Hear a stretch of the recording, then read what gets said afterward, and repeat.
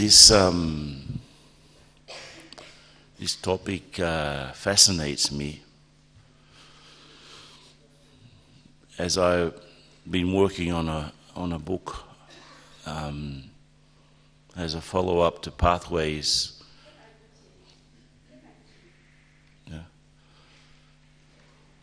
on the cycle, and I finished it actually, but in Australia they wanted to produce it as a standalone book, not related to any other books. It was a bit of a challenge because you had to reword everything and to make it appropriate, because the knowledge that we have of the cosmology of things is very unique and completely different from anyone else. I mean, who else says that there's a cycle that repeats every 5,000 years and that's it? So Baba's knowledge, of course, is very different. I mean, why would he come and say the things that everyone else has been saying? And it was very interesting. I mean, the process of doing this book has been very interesting, because you come across, at least the way that you argue with people is you say, look, there is a third alternative to the explanation of things. Because otherwise you've got the Big Bang, which was like, billions of years ago, everything was condensed into a small point and then it sort of exploded, and they can note that the universe is expanding. And it is. The universe expands for some reason. But there is another way of looking at that. Maybe it's like, it goes like this and then like that, It expands a little bit and contracts a little bit.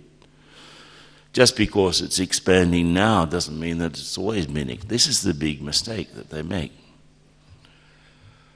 And the other explanation is that God created everything out of nothing, like abracadabra, and everything appeared. And Baba comes along, and in fact this is the thing that attracted me in the beginning. It was the understanding. It was like, this is the missing piece, this is it. This is the thing that connects everything. In the scientific world, they look for a sort of an underlying theory that explains everything. They actually call it the everything theory. And we know that there is an explanation for things, but the way we offer it to people, we offer it as, this is a different way of looking at it. This is another way of looking at the same thing. But the difficulty with the scientific worldview is that there's time and space and matter and energy, these four things.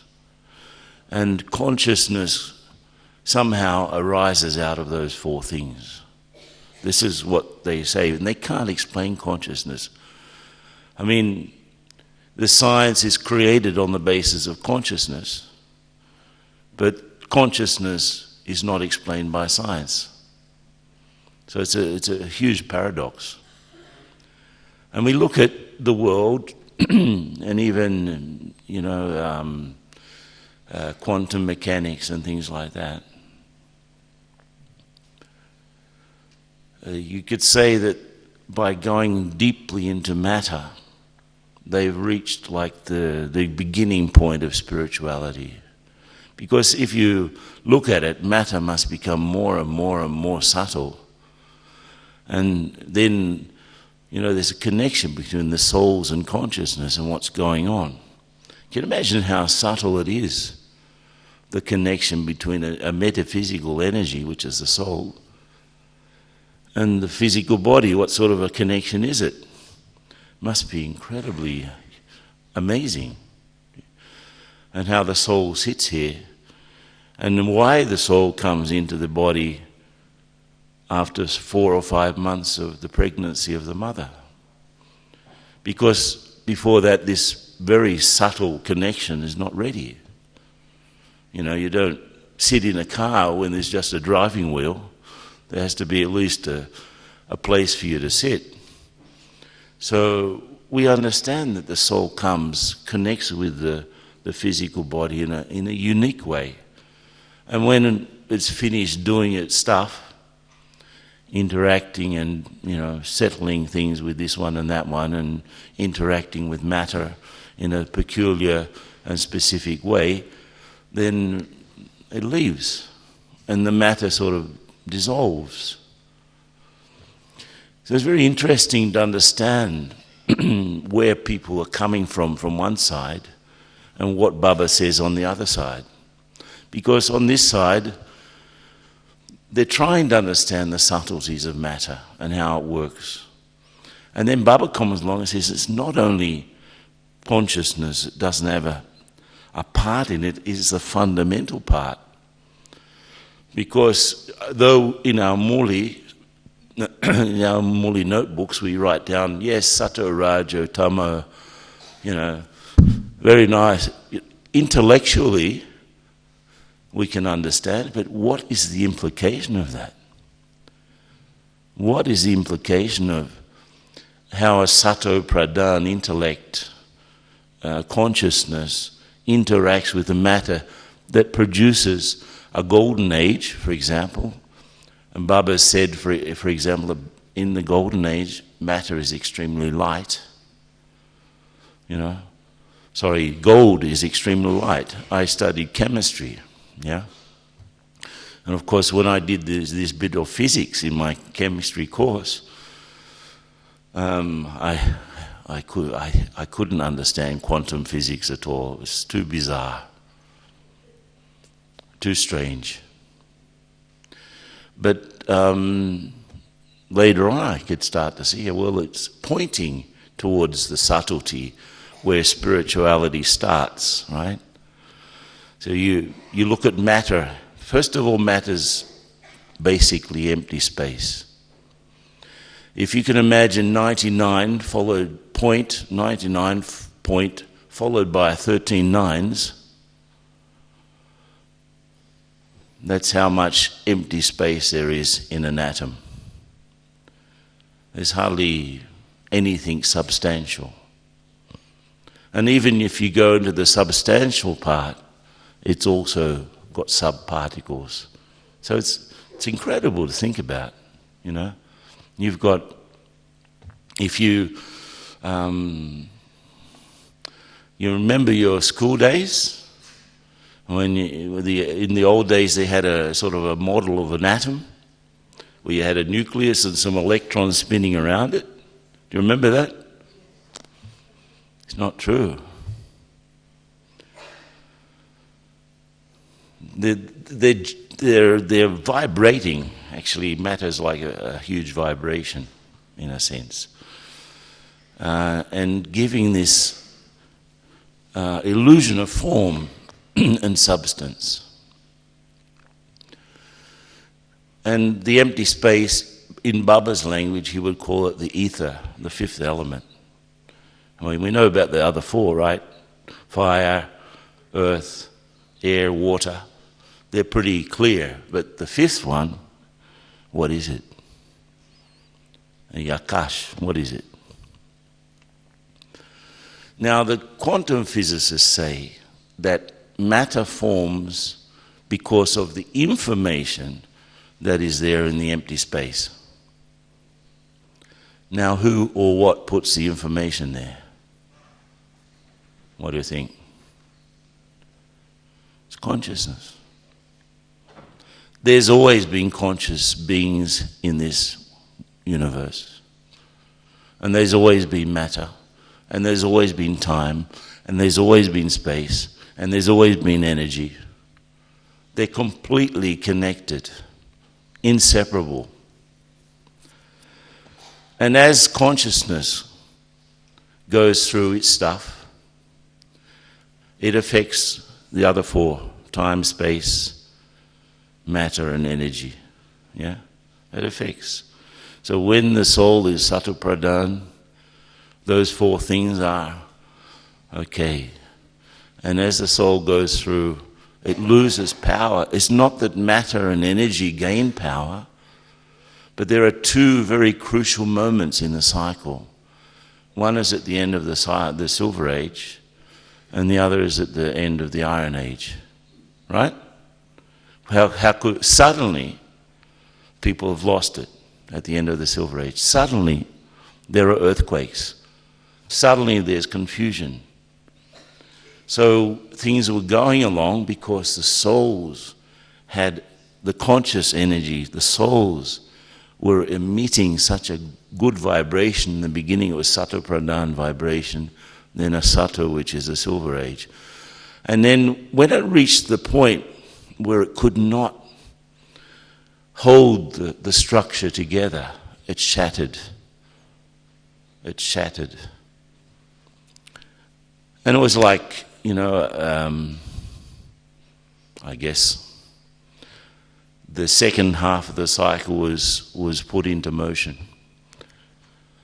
It wasn't suddenly, it wasn't that gradually we became more and more impure. There was a moment when we lost it. There was a moment when that incredible world that was still there at the end of the Silver Age couldn't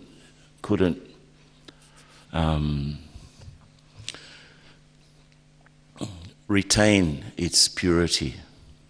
It was like the shattering of a crystal.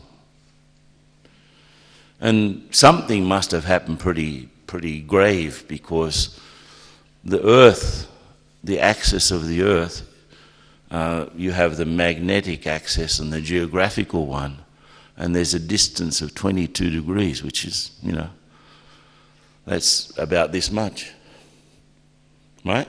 About that much. So you've got the magnetic field rotating on one sort of axis, and the actual geographical axis a different one. So magnetic field is sort of going like this. That wasn't not like that in the Golden and Silver Age, right? So something very drastic must have happened at the end of the Silver Age. And then suddenly, people can't keep it. And they say, well, we look at science and technology today, there's been marvelous progress. But in fact, it's only since the beginning of the Copper Age. Because in the Golden and Silver Age, you didn't need agricultural science. You didn't need to know how to plant things, because there was abundance, natural abundance. You didn't need medicine because no one got sick. So when people started to get sick for the first time, let's try this one, let's try this one. Maybe these leaves here can help me. Maybe, I cut my leg, let's put these leaves on top to stop it from bleeding. And they suddenly discovered, the progress in medical science is from that. There was no medical science in the first half of the cycle because it wasn't necessary. And the same with everything else. You think we needed to bust our brains to try and to make energy out of something? No. I mean, if you look at the way they do things these days, 1 litre of gasoline, actually to get 1 litre of gasoline in your car, you've already spent about 9. Because to drill down, to bring it up to the surface, to take it to the refinery, to refine it, stick it in big ships and carry it all over the planet, then you drive down to the gas station to put 1 litre of gasoline in your car. You spent 9 to get 1, which is pretty, and we think we're smart. In the Golden Age, how was the use of energy? Probably Baba says it's a refined form of atomic energy. So we understood how the atom actually works. And it was a natural sort of understanding. Matter served us. It stopped serving us when we started to try to serve ourselves, actually. That's what happened. But we didn't break our heads to make energy. Even if you can remember back, you sit in your Viman and you think, and it goes. And it goes where you want to go. You want some fruit? It's there. And we spent 2,500 years just rolling along. Everything was beautiful. And we were beautiful. It was the highest time. And I was talking to this brother this morning about, I really, when I look at the pictures of the Golden Age, they're so garish, so, grotesque. That's the attempts of artists in the Kali Yuga to represent what the Golden Age deities were like and how they were. I don't imagine we were walking around with all of that, those things on us. The jewels and so on. Okay, maybe on special occasions. But normal household gear probably did not include a throne. A crown. Just walking around in the garden, we probably didn't walk around with crowns on. So there's a lot of mixture from the path of devotion. Not only when we try to portray God to ourselves, even though Baba says one thing, there's an overlay of devotion that God may not be. The Baba that I actually meditate on may be a mixture of what I think he is and what he really is. You think? What do you think? It's a mixture. Baba even says, very few children know me as I really am. So I have to remove all of my ignorance, all of it, to get the real connection. So if I've got a mixture of ignorance and gyan, I will get a partial connection and therefore not the current necessary to make the transformations that I need. So these things are, quite amazing when you think about it. So if I'm trying to visualize myself in the Golden Age, it's much more of a feeling. Put aside all of this bhakti overlay, and try to feel what it's like. I can definitely relate to the purity and the innocence and the naturalness and the ease. And the other day I was sharing the lack of vocabulary. There's no words for anything, You don't have adjectives, none. No adjectives. So that removes at least half of our dictionary, right? You don't have a word for great or good or bad or beautiful or fantastic or marvelous, nothing like that. And the words themselves, it's not that the roses are saying, hey, I'm a rose, Things are. They don't need to be named. Naming came along when we're trying to work out things.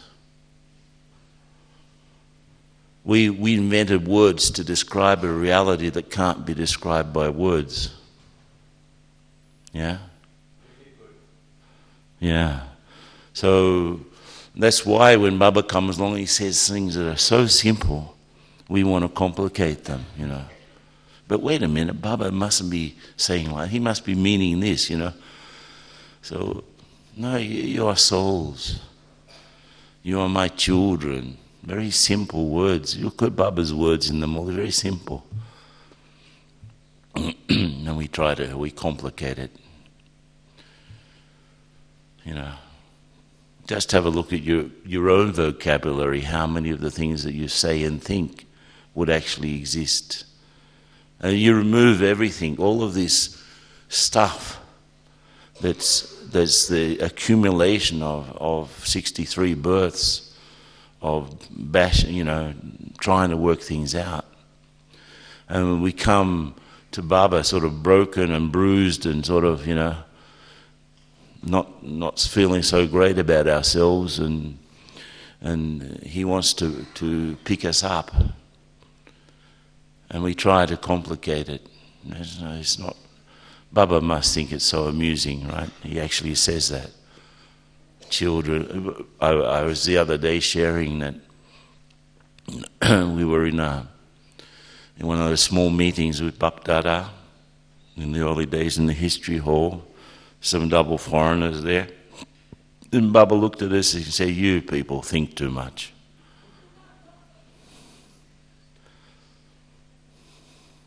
You people think too much. We do, don't we? We need to think so much. Just when you see this incredible cosmos that Baba describes, it makes so much sense. And these two moments that I mentioned before, the end of the Silver Age and the end of the Iron Age, what do you think the reason is that we don't find any Coca-Cola bottles in the Golden Age? Because glass takes a huge amount of time to decompose, probably, thousands of years. If you just left glass decomposing, it would take thousands of years, and we don't find any Coca-Cola. Actually, there's nothing left from the Iron Age in the Golden Age, nothing. And you think if the destruction was so thorough that everything had to absolutely disintegrate, that would be the annihilation, totally. There would be total annihilation. So if the souls who give birth to the reality that is the present time as they're going through the cycle, those souls in their stage, Sattva, Raja, Tama, are producing the world around them. They are present, the world is like that. When they're not here, the world cannot exist as per the souls that are around. So if the souls are not here, at the destruction, most go home, right? So if they're not around, the things that their consciousness shapes can't exist. Can't exist.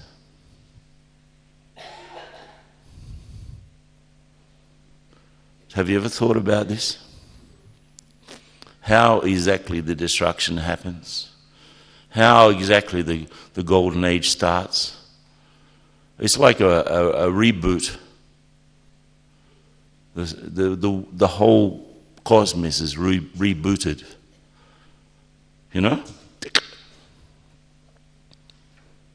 And the souls that are around are giving, Baba says, in other words, he says, when you are pure, you require pure bodies.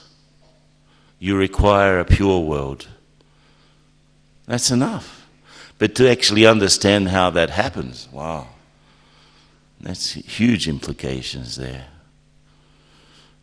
Now, if gold is light in the Golden Age, everything that's lighter than gold must be lighter still, yeah? So how would our bodies be? Would they be sort of dense and gross like the present ones? Probably not.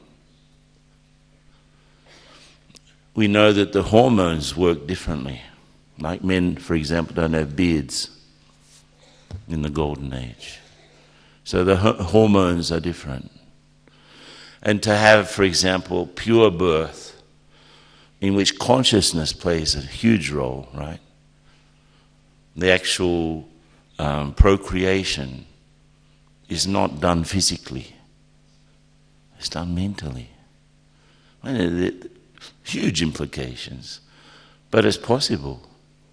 Because, why is it possible? Because everything always has been connected with the state of our consciousness.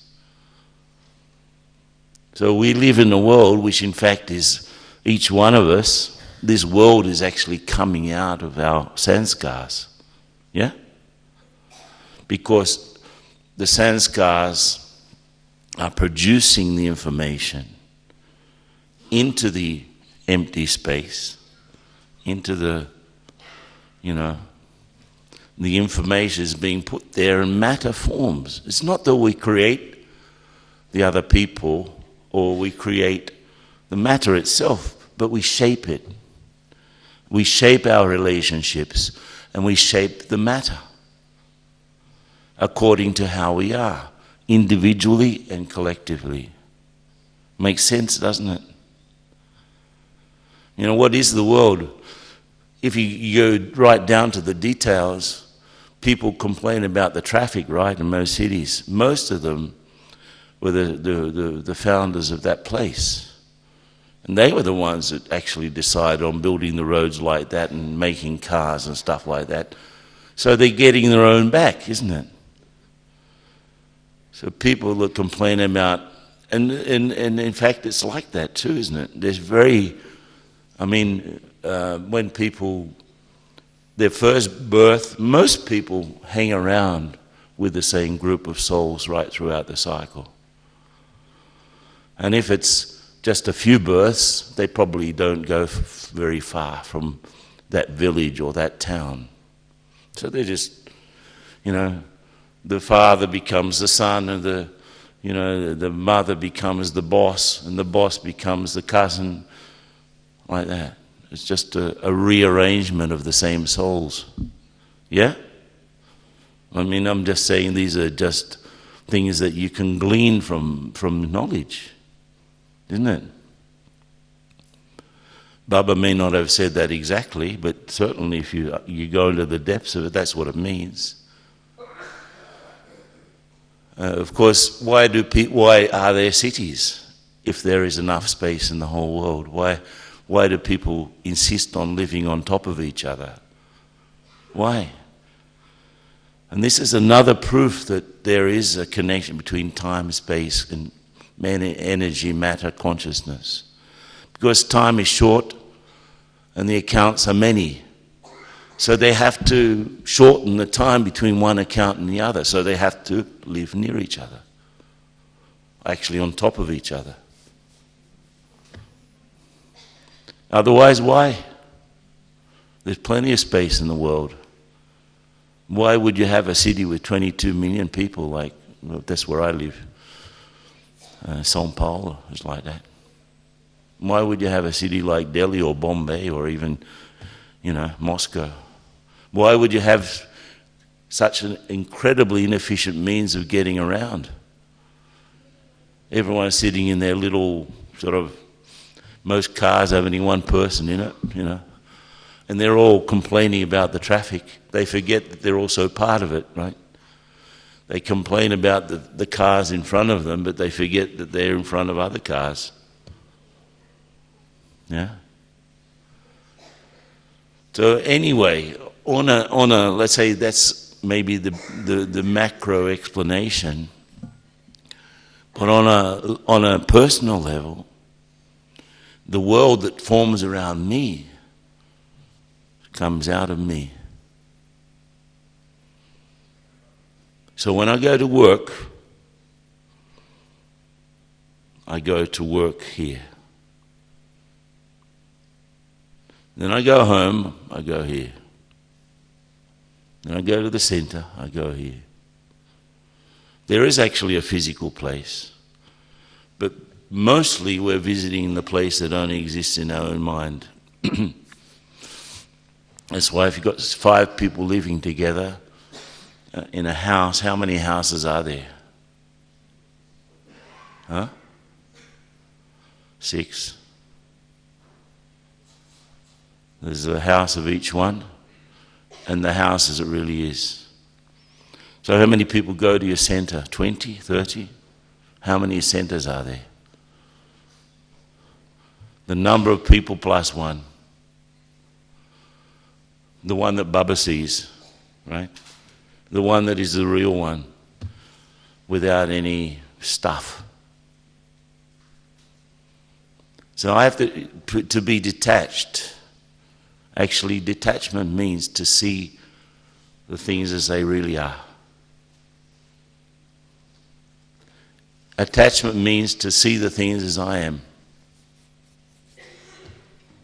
That's the difference. So I'm interacting with the world. Let's say I have a problem, an obstacle. Where's that obstacle? It's coming out of my sanskars, right? Sanskars are connected with karma, right? Actually, karmic accounts are saying sanskaric accounts. Really? Yeah? So it's, I determined that I had to, I don't know, that I had to have suddenly some serious problem with my health. Where did that come from? We saw there was for example, I almost left my body in 2004. I had a hemorrhaging form of dengue fever, which is like fatal. In 90% of the cases, it's fatal. Not the normal dengue. Dengue is like a mosquito that bites you. But the hemorrhaging form means that you come up in blotches all over you. And there's nothing that reduces the fever, actually. So I was with, 9 days with 39 degrees fever. So I almost departed. So I wouldn't have been here today talking to you. But then I said, well, it was that mosquito. No. I must have invoked it, right? My sanskars called out, hey mosquito, come and bite me. So that's how karma works, isn't it? We invoke situation, and it's a connection between my consciousness and the reality that forms around me. It's very difficult to understand. You have a difficult relationship with someone. The difficulty is in your head. Maybe the other person also thinks it's difficult, but the difficulty is in that person's head. Yeah? So if there's a conflict, say, and you go in front of a judge and the judge says, you are 30% responsible for this and you are 70% responsible for this. In fact, I'm 100% responsible for my 30%. And the other one's 100% responsible for his 70%. And I can't change the 70% of the other. And I can totally change my 30%. So detachment means actually to see the things as they are, without any colouring, without any feelings, actually. The word vairagya actually means, you know what it means from the Sanskrit? It means drying up your passion. Your passion is dried up. So it means dispassionate. We translate vairagya as disinterest, but in fact it means that you don't have any passion anymore for that particular thing. A little bit stronger than disinterest,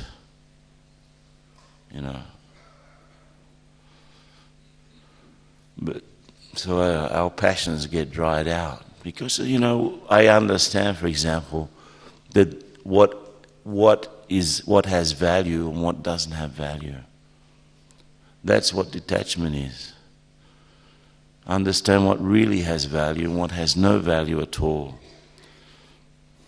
And I can't see that if there's any sort of mixture from my side. It doesn't matter who you're thinking about,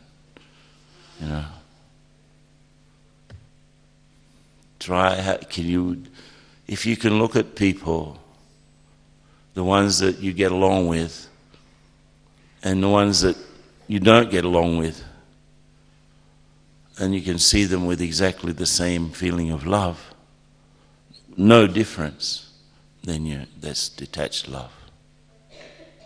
But if you divide your world into the things that are your favorites and the things that are not your favorites, then you're still living in the Copper Age or the Iron Age.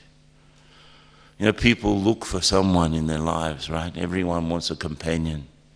Everyone would like a companion. Of course, we try to substitute our yearning for companionship through having a very strange relationship with an incorporeal point of light. But if we really ask ourselves, who am I looking for? I'm actually just looking for myself. When I was looking for peace, I was looking for my peace that I'd lost. When I'm looking for love, I'm looking for my love that I lost. When I'm looking for happiness, I'm looking for the happiness that I lost. So it's actually the second half of the cycle looking for the first half of the cycle. Yeah? And Baba helps me to find myself. That's his job. And I have to become the best me that I can possibly be. That's all I have to do. I don't and I can't be anyone else. I don't have to be anyone else. I just have to be a good me. Yeah? So, you know, these are... And when we look at the am I producing, therefore, a Sato Pradhan world now?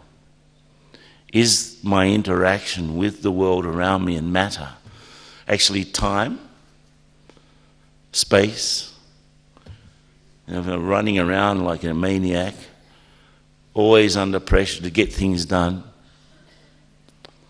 These are Raja Pradhan sanskars, Raja sanskars. You know, from the system. Actually, Baba didn't invent the idea. He probably did actually, but the references to it from Bhakti are very strong, and it comes from the last cycle for sure. But Sato means the sattvic element, Sato Guni.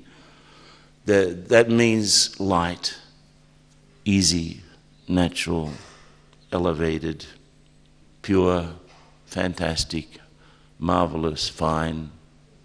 Everything works naturally. That's Sato. Raja means stress, a lot of movement, a lot of dynamism. You know, moving around, doing this, doing that, going here, going there, trying to make things happen. So, in the Sato stage, things happen naturally. In the Raja stage, you're trying to make things happen. In the Tamo stage, everything happens to you. You know. Because the Tama means stopped, stagnant, lethargic, you know, polluted, impure, not working.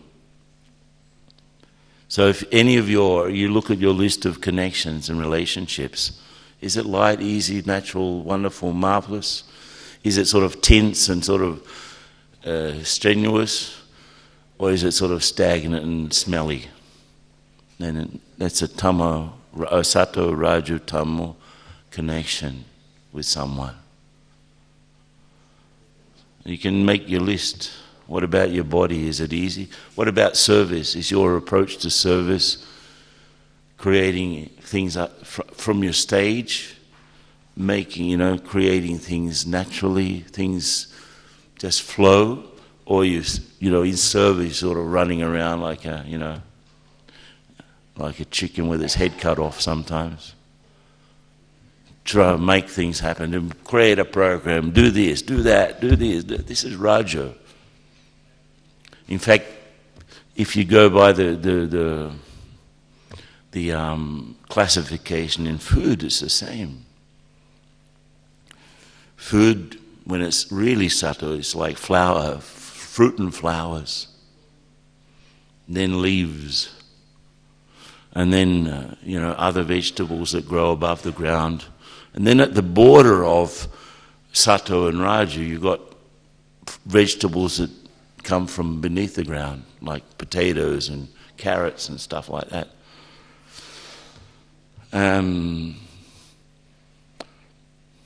Food that's very spicy and tasty and sweet is Raja food, according to the Lokik classification. So I'm wondering why so many Brahmins are running around. Maybe it's because a lot of the food they eat is Raja, where it's made with its taste in mind, and not made with the spiritual energy in mind.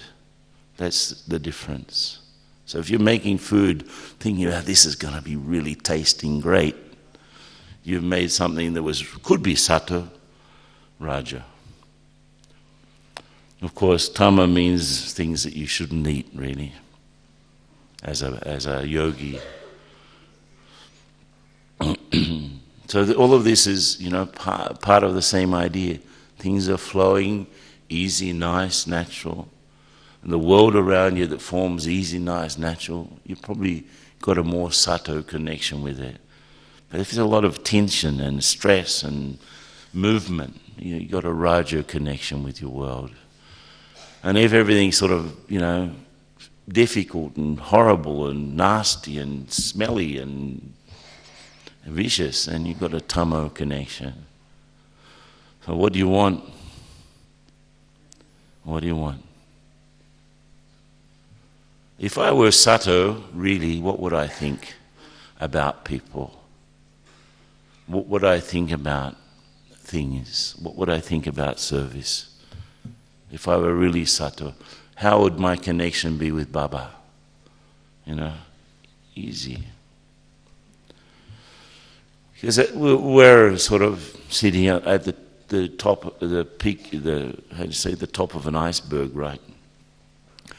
Icebergs have 10% visible and 90% below the surface, but the individual iceberg is like a part of 1% visible and 99.9% not visible, And here I am thinking that my reality will be based on that little bit of 1%. It's not realistic. Not possible. So in the same way that our physical vision is limited, for example, we only see 3% of the electromagnetic spectrum. We can't see anything after violet or anything before red. 3%. We don't see gamma rays, we don't see X-rays, we don't see microwaves, nothing. You realize we're sitting here and we're being bombarded by 10 million gamma rays every second? Do you realize that? God, if we could see them, we'd be sort of absolutely horrified. But that's happening. So we think that the world we see, even dogs can hear better than us, right? Dogs can smell better than us too. Some insects can see better than us, like a fly. I mean, they don't see the shape, but they see movement much more quickly than we do. That's why if you want to kill a fly, of course we're non-violent, right? But if you ever wanted to do it, you're swatting a fly, you think your hand is going fast. The fly is sitting there watching your hand in slow motion. What does he think he's going to do? He's trying to kill me? Let me get out of here. So you see, we think that we know. We think we know people. We don't even know ourselves. How can I know someone else? How can I define someone else? This person is like that, for sure. He is this. No.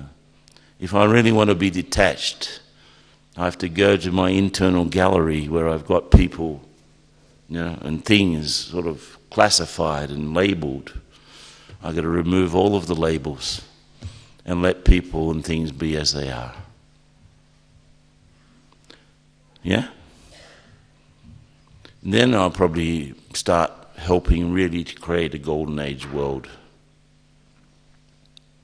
That's how things are in the golden age. And I've got to create it here, right? Things are, I am. Descartes got it wrong when he said, I think, therefore I am. It's the other way around. I am, therefore I think.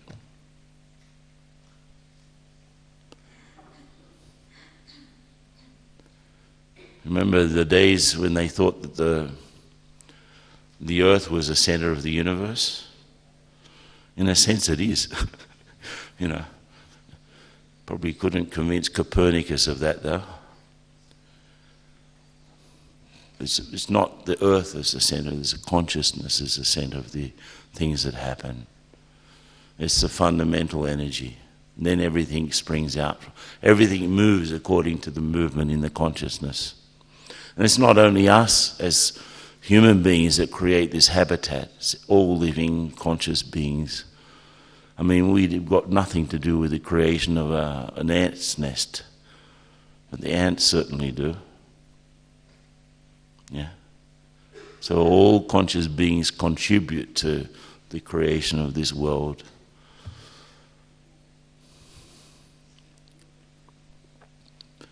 So we've got to create a new world. That means we have to have a new consciousness, right? Okay?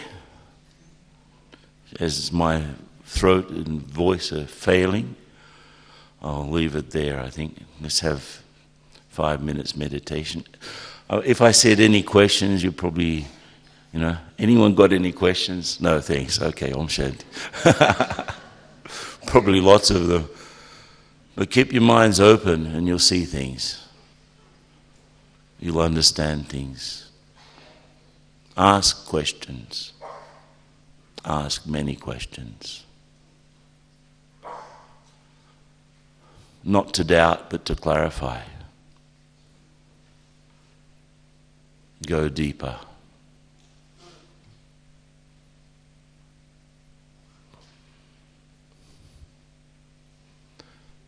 Okay, let's have some yoga. Huh?